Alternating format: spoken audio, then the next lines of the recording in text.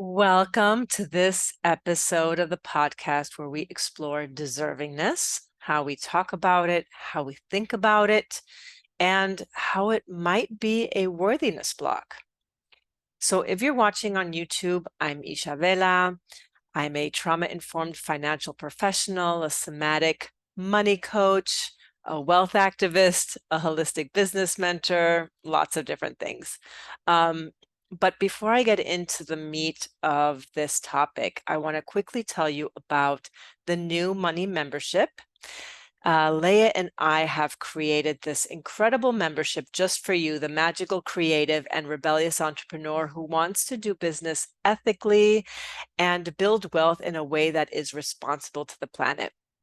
And because we know running a profitable business is a combination of several key factors, the membership features three distinct hubs. The first one is, of course, the Money Hub, and it focuses on ethical sales, pricing your offers, and financial foundations like choosing an entity type, insurance, and knowing your numbers. I'm going to be sliding in a course about setting up your business for financial, like a healthy financial foundation for your business. We also address healing ancestral money wounds through somatic clearing practices, right? And then we have the Marketing Hub, which is full of tools and strategies for effective marketing and messaging, how to use AI for art generation and content creation that stops the scroll. And then we have, of course, the Manifestation Hub, which focuses on mindset, embodiment, making visions a reality. It includes courses on trauma resolution as part of the manifestation process with just affirmations, reflections, anything that you can possibly imagine. We stuck it in there. And there are three different tiers based on where you are in your entrepreneurial journey and the level of support you want. So the best part of the membership, in addition to all of this amazing content, is that it is searchable, right? So just like you would do in Google Drive, where you have all of these different folders and courses, all you do is type in sort of what you need, like, I need something on messaging. You type it in, and you get exactly what you want. You get exactly like where you need to find it, right? So you're not wasting any time like rifling through what you need. You get it instantaneously. And we've moved the launch to October. We want to build it out a little bit more, but I did include the link in the show notes to get on the wait list for the membership. So you can be the first one to know when it opens and take advantage of the early bird rates. It's going to be amazing. All right. So let's go back to the topic of deservingness.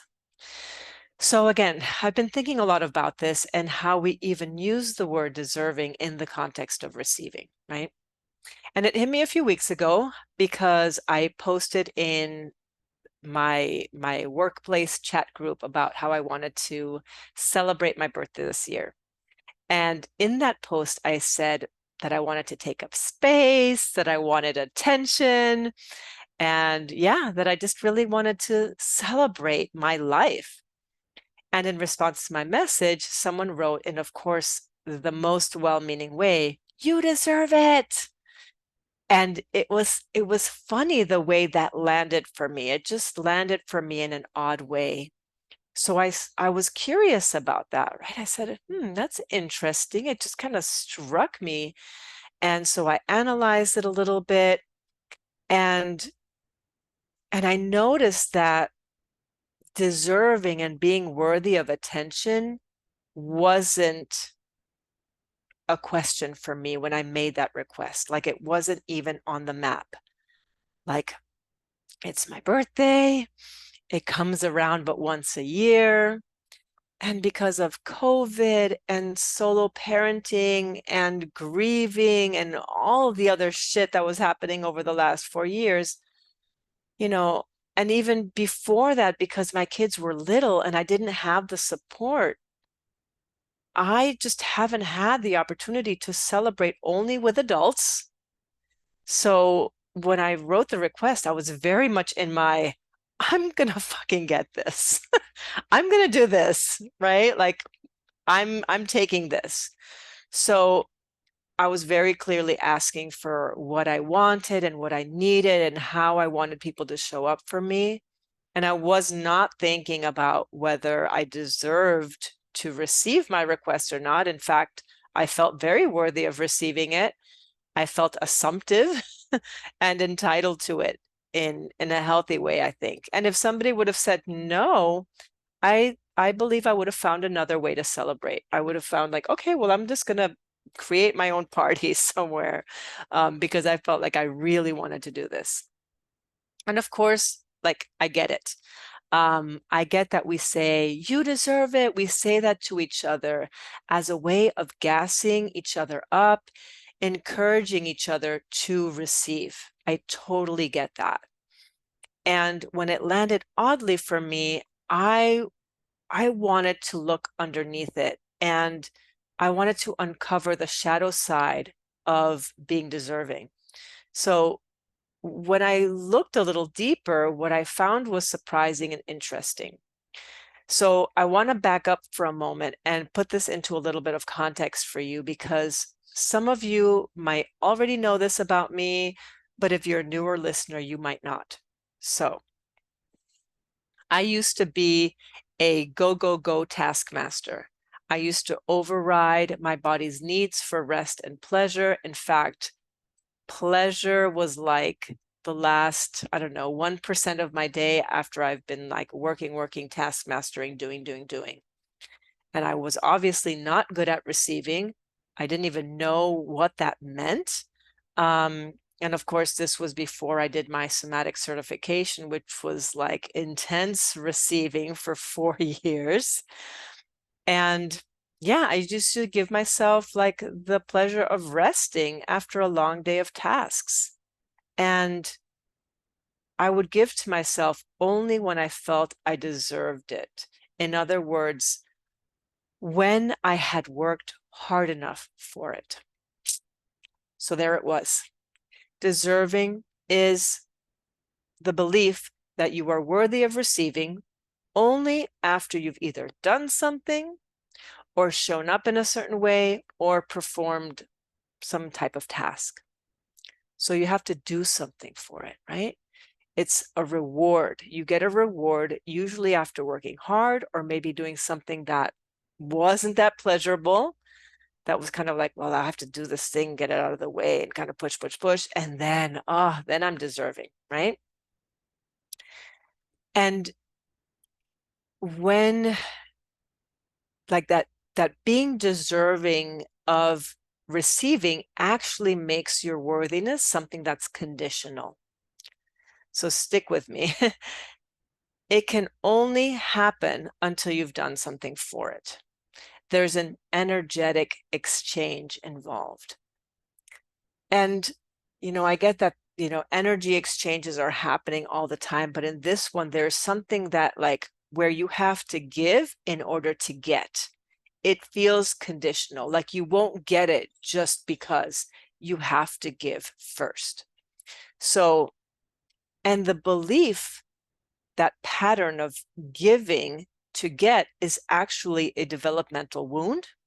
It's a relational pattern, a template that shows up in your romantic partnerships. It can show up in friendships with your parents, or it can show up in your relationship with money. So there's this idea, right, that we have to sacrifice or exchange our life force, our labor, to get something in return. It can be belonging, it can be love, it can be attention, it can be like all the things, right? And money, right? Exchanging or sacrificing our life force and our labor for money. And what's so interesting about all this is that we exchange our life force and our labor for money.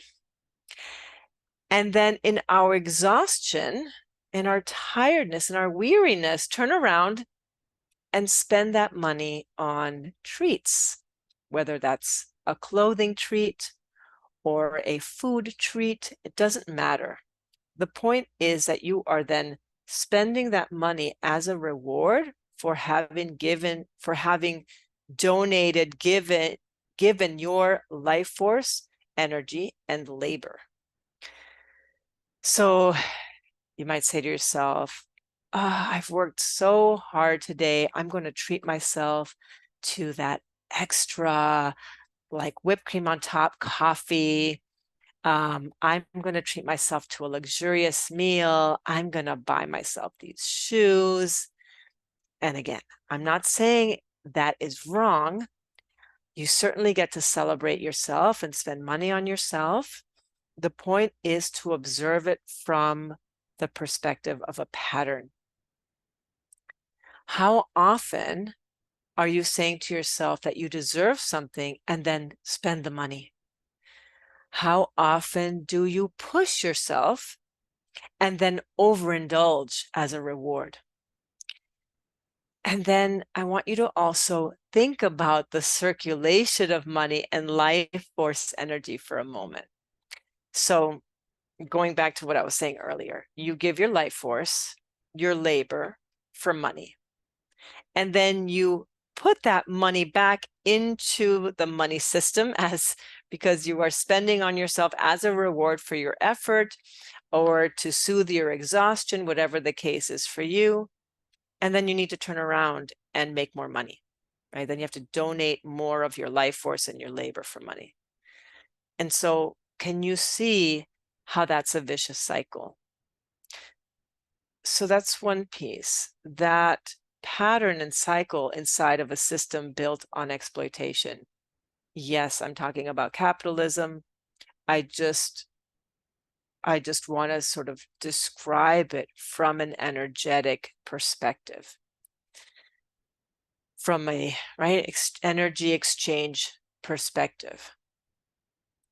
The second piece of it is how deservingness can actually feed into victimhood, which is a huge cock blocker to money.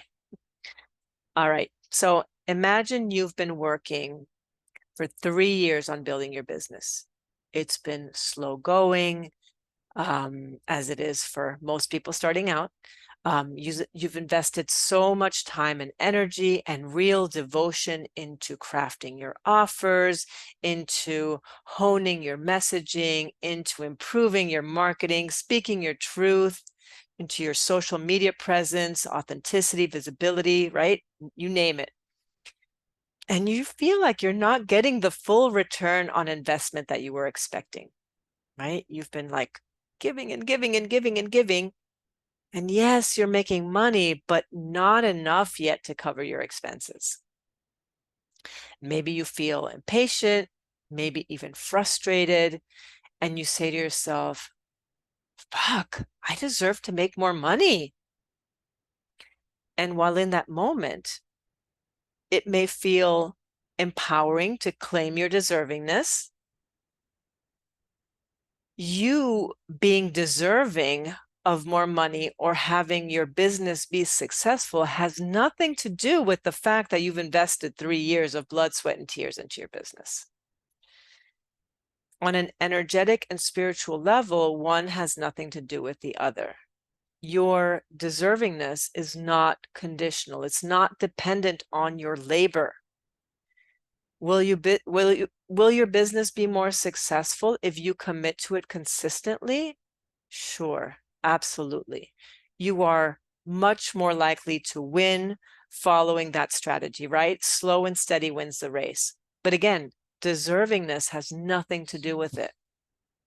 My perspective is that believing you are deserving or not deserving of something, or when you make deserving a condition, it actually blocks your inherent worthiness that requires no performance, no action, right? No action needs to be taken. No upfront labor needs to be deposited or given.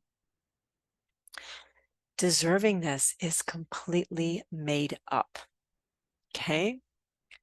And what undergirds it is capitalistic productivity.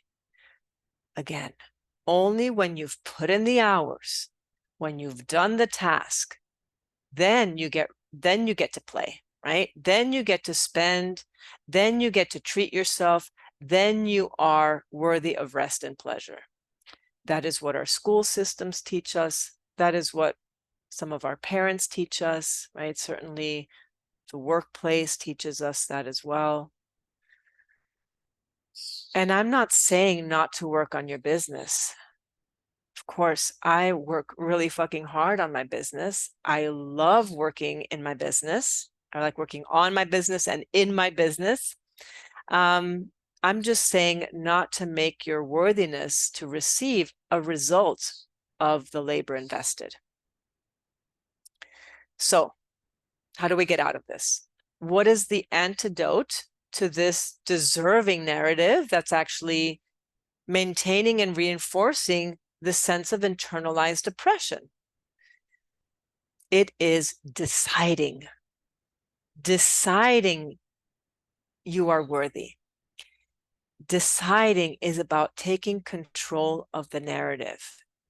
When you take control of the narrative moves from an outer, systemic, and culturally based narrative to one that originates from the self, right? It's about taking back your power and centralizing power within the self. You are the only one that gets to decide if you're worthy. Nobody else gets to decide that, certainly not a system, not your family. And nobody's going to give you the permission to be worthy. Nobody's going to give you that permission. Nobody's going to step aside and be like, oh, you are worthy now. Please go ahead. Right? And I recognize that by sharing this with you, I'm not saying anything you haven't heard before.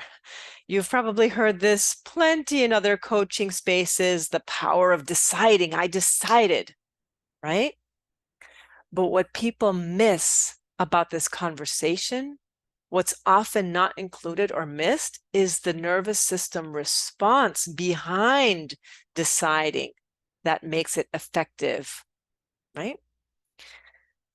Because trust me, you make decisions every day. You decide things all the time.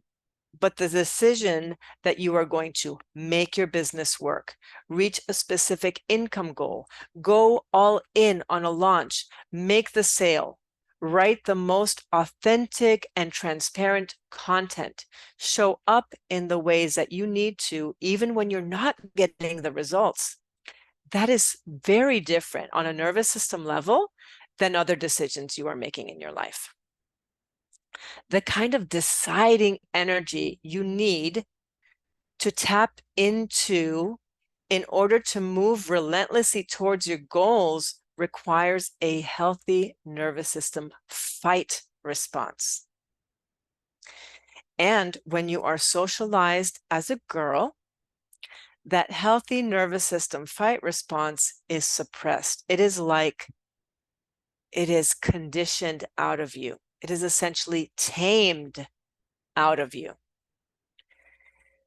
So when I talk about tapping into your desire, right? Because that desire is like that first requirement to move relentlessly towards your goals, to make shit happen, right? To manifest. When I talk about tapping into your desire, what I'm essentially doing, if I'm working with you, let's say, is I'm helping you access that healthy fight response so that you can direct that energy, right, in a channeled, very clear way towards what you want to create. It has to be focused, right? It has to you have to sort of pull it up. And I could do a whole podcast episode on how our religious conditioning, even if you didn't grow up in a religious household, it's all about controlling women's desires, their sexuality, essentially part of their life force energy, much of which resides in your pelvis, right? In your root and in the legs and the thighs. But I don't want to take you in a completely different direction right now, so I'll bring myself back. Maybe I will do an episode in the future about that. But what I've seen and heard in other people's stories, people who have built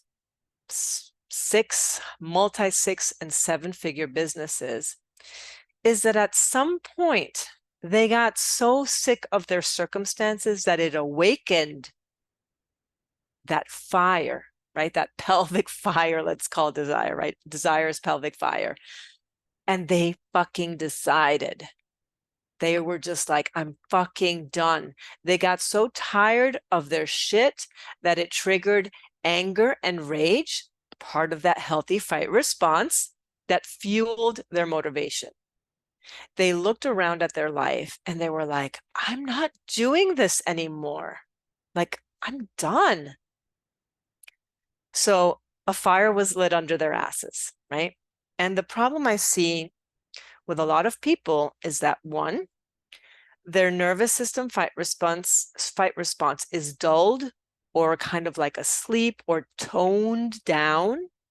It's hypoactive, or they're very comfortable in the situation that they're in, right? Maybe you have a job that pays your bills, things are okay, you have just enough to get by. And mobilizing the energy required to move you towards your goals, that would take quite a bit of effort. It doesn't seem worth the trouble. When you are comfortable, it seems like, yeah, that would require a lot. And I don't know if I'm willing to do that. So yes, you're comfortable. Moving towards your goal would require you to get uncomfortable. And that's why people often have to get super uncomfortable to awaken that fire that basically like converts into rocket fuel that moves them towards their goals, right? They get so uncomfortable that moving into other types of discomfort is better than the discomfort that they're in, right? That's less uncomfortable at some point when it's like so uncomfortable here that moving over there is less uncomfortable. And this is not convenient. Unfortunately, that's how our meat suits work. That's how our bodies work. And yeah, it's just kind of like sometimes we need to just get really uncomfortable to push us out. That's always been the truth for me. And I know it's true for a lot of people. And that's sort of like a universal human thing, not a you thing. So I also want to say another thing about taking action. People often take action based on whether they feel worthy or not. And I can assure you, if you're doing that, that's only going to delay your success. A huge mistake I see people make is waiting to feel worthy. And that's where deciding comes in. You have to decide that you're already worthy and that you're going to act accordingly, right? That you behave in alignment with that belief that you're already worthy, and then you take action. You show up in the ways that reflect your worthiness already, even if it doesn't feel super congruent yet, completely congruent, it will over time. When you're taking the actions, it sort of has a feedback response back into the self, right? It builds trust in the body that feeds back into yourself. You are creating, right? Taking action and creating in your life based on a belief, and that belief gets solidified through the actions taken. Just keep deciding and take action, deciding and take action, because you're going to decide, take action, and then you might fall into a slump of like, oh, maybe I'm not worthy.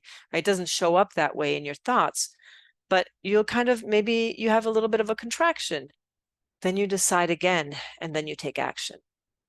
Rinse and repeat, rinse and repeat. So I feel like that is what early entrepreneurship looks like, is deciding, taking action, deciding, taking action. And then as you move through your journey, the decisions that you make get bigger.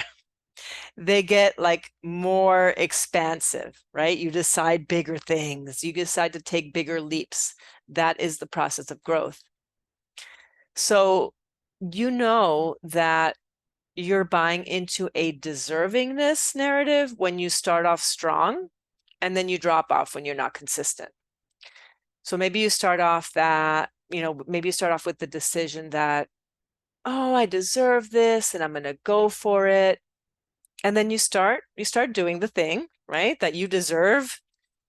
And as you move forward, the truth, or how you really feel about yourself on the unconscious level, is going to start to peek through. It's going to start to take over the wheel of the car that you're moving forward. Maybe you're not getting the results you want. Maybe people aren't buying what you're selling. People aren't responding to your posts. You're not getting the reinforcements, right? People aren't taking you up on the invitations to participate in your free event, whatever, right? You start to doubt yourself. You start to wonder whether this whole entrepreneurship is even for you, whether you get to have what you want, and you wonder if other people can do it, but that you can't, right? This is where people get caught in the trap. And part of what's feeding this, part of what's feeding this, and it has to be acknowledged, it's this cognitive bias called the just world fallacy.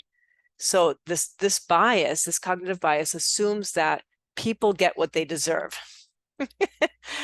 That actions will necessarily have morally fair and fitting consequences for the person. So, for example, the assumptions that noble actions will eventually be rewarded and evil actions will eventually be punished fall under this hypothesis.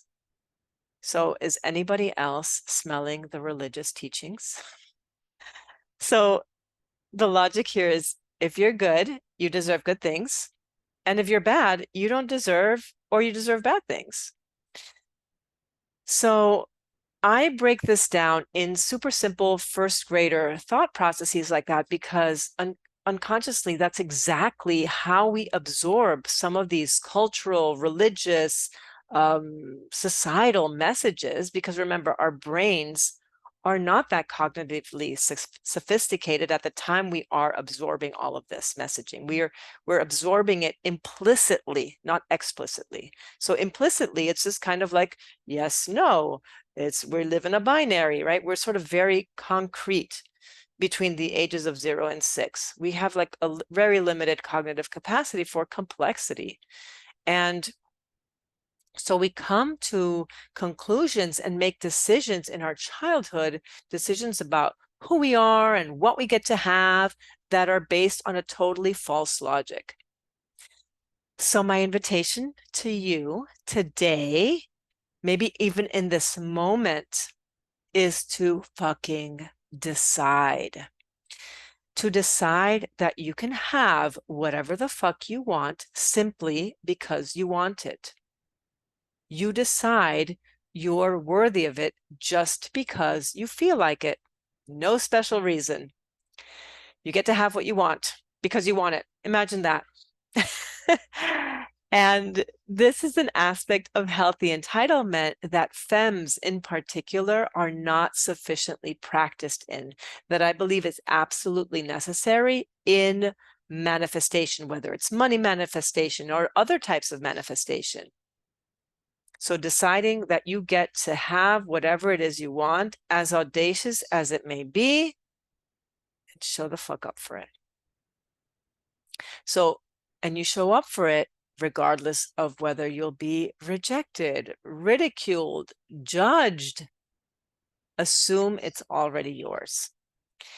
And if you find yourself wobbling on that decision or that assumption that you are inherently worthy and that you get to have what you want, your inner work is to recommit, is to decide again, is to recommit to the decision, like circle back around, right? Whatever the process is to circle back around, whether it's like, oh my God, I'm just like, where am I? Like, what am I doing? Fuck, like tapping into that rage again, tapping into that fire. Yes, I decide, right? Re-anchoring in that assumption that this, whatever this is for you, is for you. However many times it takes. I hope that was helpful.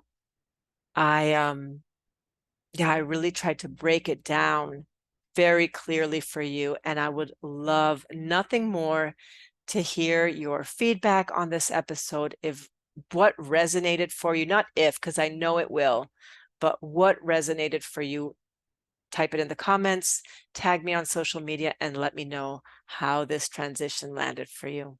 All right, I'll see you in the next episode.